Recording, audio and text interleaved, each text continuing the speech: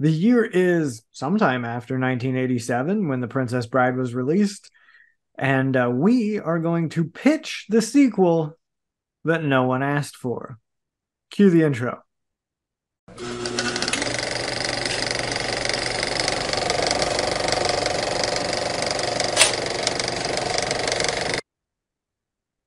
Hello, everyone, and welcome to the Mirror Movie Universe podcast. And I am Nate, one half of the hosts of the Shindig of a Show. And across the island, across the country from me over there is Dan. Say hello to everybody, Dan. Hey, everybody. Thank you for being here.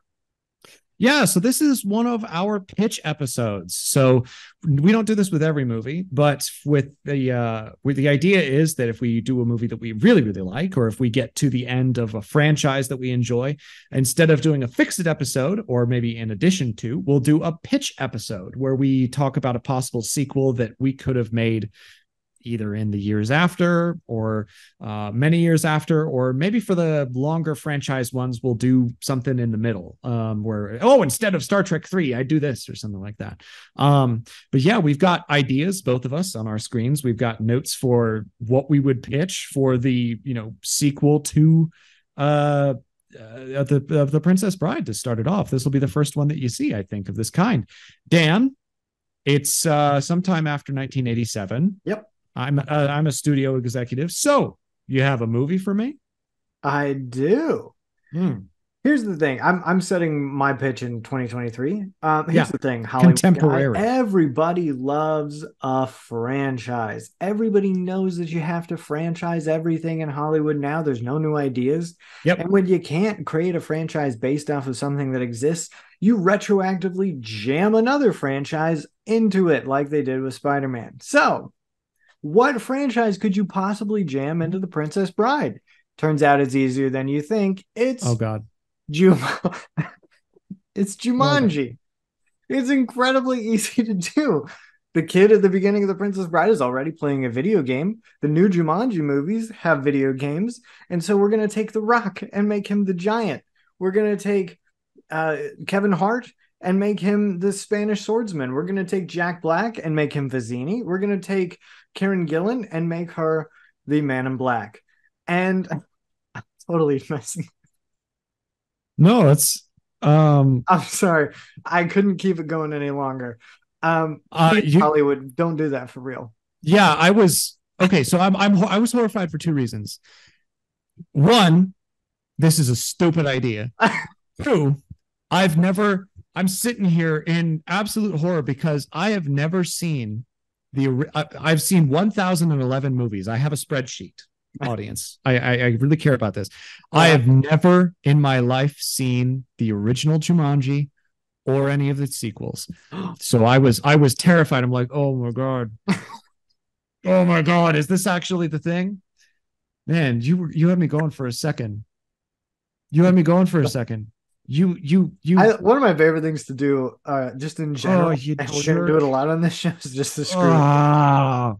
So anyway, here's my real pitch. Thank God. Thank God. It's still 2023. But instead of doing that, what we're gonna do is, I don't want to do anything with the original characters. I think that a lot of them, the story has it's a beautiful story. It's self-contained. I couldn't think of anything else to do with them. So yeah, my take, kill them off like in the book. No, I'm just kidding. Yeah, they all die in the book, man. Anyway, I know, like Fezzik dies saving somebody in the book. Anyway, yeah. So my pitch is to bring back Fred Savage, who was the little kid in the original. He's gone on to do a bunch of stuff. He is now telling this story to his daughter or daughters. Sure. And they're like, we've heard that a million times, Dad, make it different. And he goes, have I ever told you the story of the Dread Pirate Roberts? Oh, okay. And that is the film. It is the Dread Pirate Roberts. So if you remember from The Princess Bride, the Dread Pirate Roberts is this character that continually changes. It is a different person who takes on this persona. There was a Dread Pirate Roberts who came up to Wesley and said, I'm gonna kill you in the morning, kept him on for so many years. Eventually Wesley becomes the Dread Pirate Roberts. At the end of the movie, he goes to Inigo Montoya, have you ever considered pirating? And setting up that he would be a new Dread Pirate Roberts. So in broad strokes, what's going to happen here is you have in Florin and Gilder this kind of rivalry that's happening, but you have this Count step up, played by Tom Hiddleston. Maybe I couldn't think of anybody better to be kind of maniacal and because you're still going modern day with this. So you're going modern day actor, like okay. Now or even a couple of years ago. And so he steps up and he says, the only way to kind of unite us is to go after the dread pirate Roberts. He's plagued us for years. We are going to find him. We are going to kill him. And meanwhile, you've got the king, played by one of my favorite actors, Alan Arkin, who is aging and doesn't have an heir. And so the Count is hoping to kind of impress everyone and move up into kingship by doing this. Well, the dread pirate Roberts it's a new person as the dread pirate Roberts. And then we cut back to the little girls and they're like, why can't it be a girl? And he's like, well, why not? Right. And so for this, I'm having it be played by Cadie Lotz, who was on Legends of Tomorrow and Arrow as the White Canary. She's amazing at all the fighting scenes and did a bunch of time travel-y stuff with Legends of Tomorrow. So can do the period drama really well. Absolutely fantastic. So the basic plot is that she is new as the Dread Pirate Roberts. Tom Hiddleston and his forces beset her. She is chased through the countryside. She is trying to get to different places and get to safety. Okay. Eventually, she is captured and taken to the palace where she meets the king, Alan Arkin. And Alan Arkin is like, who are you? You're the Dread Pirate Roberts? What are you, 12? Did you kill this guy 30 years ago? And she's like, no. And he's like, okay, well, then I'm not going to kill you for it, you know? And he decides to kind of pardon her. And then in talking with her, he decides that he is going to make her his heir. He really likes her. He thinks that she's great. He's seen qualities in her that he hasn't seen anyone else. This makes the Count go crazy and try to kill her. And then we have this big showdown between her and the Count and Alan Arkin at the end of it, where she wins and becomes a princess, kind of through this pseudo-adoption by the king. But she's super BA through the whole thing, gets to fight a lot of people. And just as a side note, I was able to travel to Sintra in Portugal, which is a beautiful place. They have an amazing castle. There's this really cool grounds where you've got like these underground tunnels that connect to this little chapel in the hills and stuff. So take some inspiration from that. It's really cool. Shoot it there. And yeah. Okay. All right. That was a lot to come at you. What do you think, Mr. Movie Executive? I think that the naval battles and stuff are going to be expensive to shoot. Yeah, I'm sure they are. But the thing that I latch on to most of anything is Alan Arkin as the king. I think that he's a fantastic actor and could do a lot of the comedy. The comedy in A Princess Bride project kind of writes itself.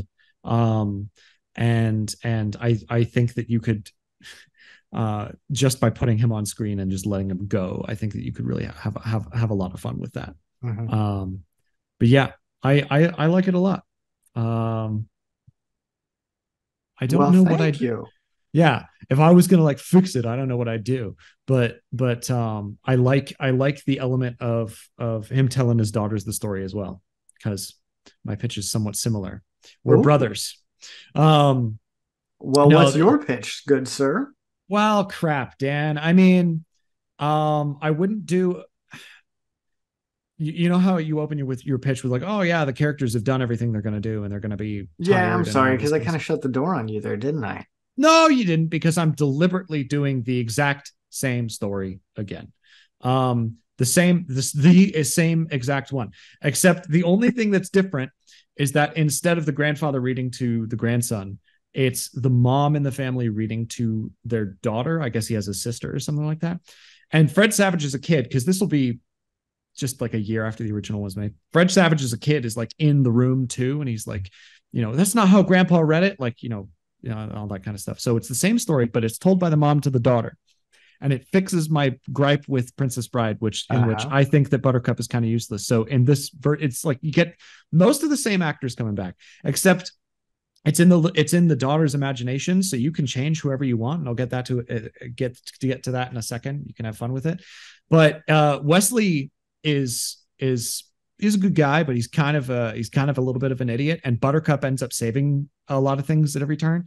So she's like, no, don't go to the high seas, you'll get, beset by the Dread Pirate Roberts. And he's like, well, I'm a man, I'm gonna go see, because fortunately he gets captured, all this kind of stuff. We can have, like, at the table with the wine and stuff, he's like, oh, I don't know what I'm gonna do. I've got some poison, I guess. And then she's the one who, like, puts it in the right glass or something. Did you have the exact same cast coming back? You've got Cary Elwes, you've got Cary Elwes, Andrew the Giant, you've got Robin as Buttercup. Yeah, with some notable exceptions, because you'd have the mom describing, like, he was a short, stout man or whatever, and then the wherever it would be funny, the little girl in bed would be like, but I want him to look like this. And so when the mom is describing the prince as like an ugly guy, because, like, Prince Humperdinck is not the best looking dude, the girl would be like, no, I want him to be handsome. And then Pierce Brosnan would be in the scene for like 2 seconds, because that's probably all they could afford at that point. And then the little boy would interrupt, record scratch style, and be like, no, that's not how it is. And then it would return to the normal actor. But you'd have little moments like that.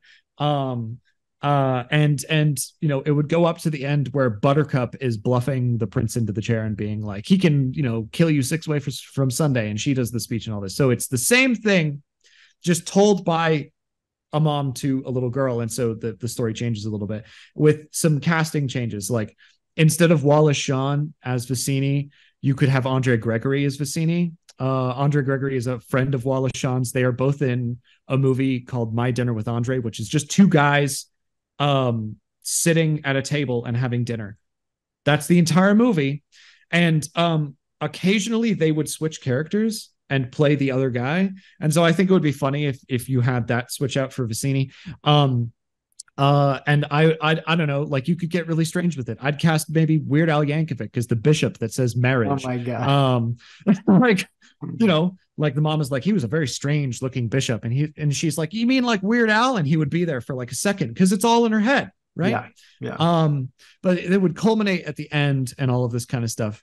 And at the end of the original film was very sweet. We didn't talk about it in our original episode, but the kid is like, can you come back and read this tomorrow? And the grandfather says, as you wish. And it's very sweet. Yeah. And they established that the grandfather read it to his dad and he's reading it to him. It would be really great if, they ride off into the sunset and they do the kissing thing, because the main characters kiss at the end of the movie. It would be great if the boy played by Fred Savage ran up to his mom and he's like, you read that wrong. And he pulls it and the book is just full of blank pages.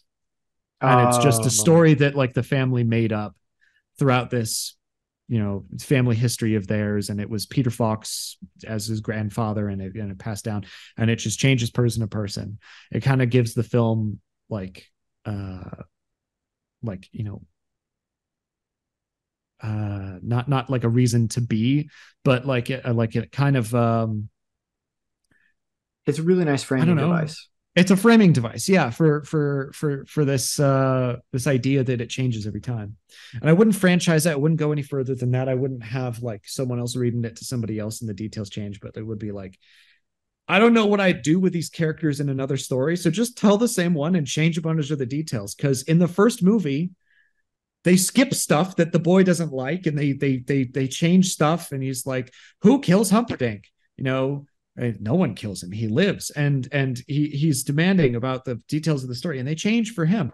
Have that change for somebody else, and let me have some more fun and swap some stuff around. So this is one of the reasons why I love what you're saying here. There's a comedian that I love named Craig Ferguson, who always says, Craig Ferguson.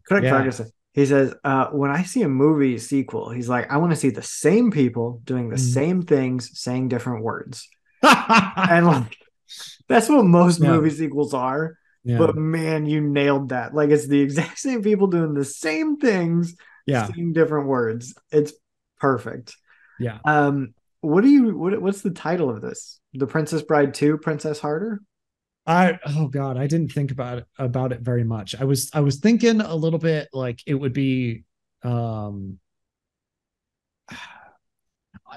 I was thinking it would be some play on Princess Bride where it would be the guy and as the object of the thing or whatever, because he's telling it to the girl. But it would still be the same title because it's this story that they tell their family, right? So it would still be the Princess Bride. You could put a 2 or whatever. But the name of the story that they read would be the Princess Bride. I don't know. I don't know what I'd title it, like Return to Princess Bride or whatever. Yours is very clearly just Dread Pirate Roberts, the Adventures of Dread Pirate Roberts. I don't know what I'd call it, but I'd have the same story told to a different person and have it be different and imagined differently with like little bits of comedy in there. But yeah, that's what I'd do. That's the movie I'm pitching to you for this episode. But yeah, I love it. All right, internet, what do you think? Do you want to see the Princess Bride again, but with some details changed? The same people doing the same things, saying different words, or do you want to see the Adventures of the Dread Pirate Roberts with Alan Arkin as the king, and the Dread Pirate Roberts is given a pardon and eventually becomes a princess through adoption? All of that sounds great to me, honestly. So, yeah, sound off. Or do you want to see Jumanji, the Princess Bride with Jumanji? I don't think Jumanji 3, the Princess Bride. Here's what's going to happen. People are going to watch this episode. They're going to get to that point. They're going to dislike it and shut it off. Oh, immediately. Before they're never going to see what we really do here. I'm going to have to rewatch the footage again. I think that I look horrified. I tried to feign like interesting. I didn't. I almost lost it immediately because you were just like, no. That was great. Was terrified. I've never seen any of those movies. I couldn't comment on it. I've got nothing to give you. Oh my gosh.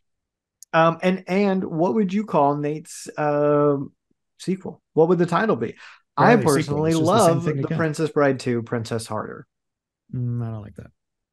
The Princess Bride again just might be like the most utilitarian title. But yeah, I don't know. All right. Well, thank you for joining us. We really appreciate it. We know that your time is valuable, and if you're going to waste it on an internet show, there are millions of other ones. So, gracias. Waste it on this one. Yes, waste your time on this one. Thank you. Like, comment, subscribe, all that junk, and you'll see when we do new stuff. So, there you go. See you, everybody.